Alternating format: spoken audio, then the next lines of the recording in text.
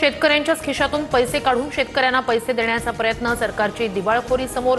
पूरग्रस्तांच्या मदतीसाठी कारखान्यांकडून उसावर अतिरिक्त 5 रुपयांची कपात केल्यानंतर सतेज पाटील यांची टीका.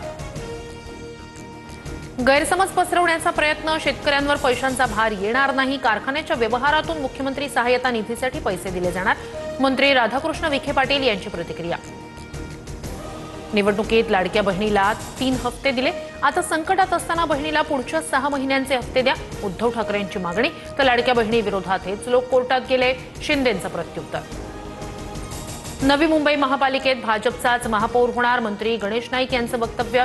तर भाजप कार्यकर्त्यांचा सन्मान झाला नाही तर युती होऊ नये यासाठी आग्रह करणार. शिंदेंच्या सेनेसोबतच्या युतीवर नाईकांची प्रतिक्रिया. ठाणे पालिका अतिक्रमण विभाग उपायुक्तांची 5 तास एसीबी चौकशी, लाच घेतल्याचा ठपका. भ्रष्ट अधिकाऱ्यांवर कारवाई केल्याप्रकरणी काही नागरिकांकडून एसीबी अधिकाऱ्यांवर फुलांचा वर्षाव. आरएसएसच्या दसरा कार्यक्रमाला न जाण्याचा सरन्यायाधीशांच्या आईचा निर्णय, आम्ही आंबेडकरी चळवळीसाठी समर्पित, कुठल्याही शंका नकोत. 5 ऑक्टोबरच्या कार्यक्रमाला जाणार नाही, कमलताई गवई यांचं पत्र.